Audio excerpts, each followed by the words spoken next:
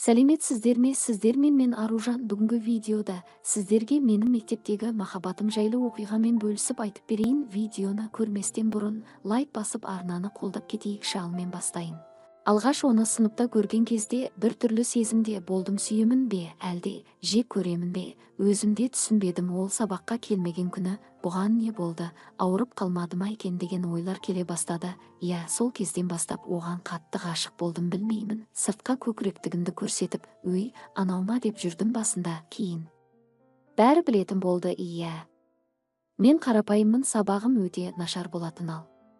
Ол ханшайым, сабағы керемет, жағдайы жақсы. Мен қарапайыммын, әрі тезірек ойланып, тезірек шешім қабылдай аламын. Сүйетінімді жеткіздім. Ол не дейді? Мен секілді жігітке әрине жоқ. Біраз күттім, бір жыл, екінші жылдың басы тағы да байқап көрдім.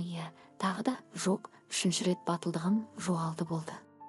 Үшінші жылы тек сүймен ғана өтті, бітті мектеп. Енді оны көрмеймін. Махаббатқа адалдар махаббатқа жете алмайды, ал бейшара адалсыздар махаббатты қорлайды. Қазіргілердің сүйем деп айтқаны базарда апай мынау қанша дегені сияқты Қытайдың затынан қорқатын еді бұрындары. Менің атам, ал мен қазір сүйем деп алдайтын, сүйе алмайтын жалмауыздардан қорқамын.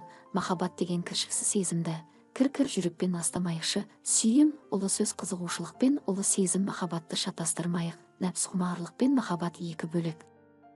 Сіздермен болған мен Аружан. Келесі оқиғаларды тыңдағыңыз келсе арнаға жазылып лайк басып қолдап кетейікші. Келесі кездескенше.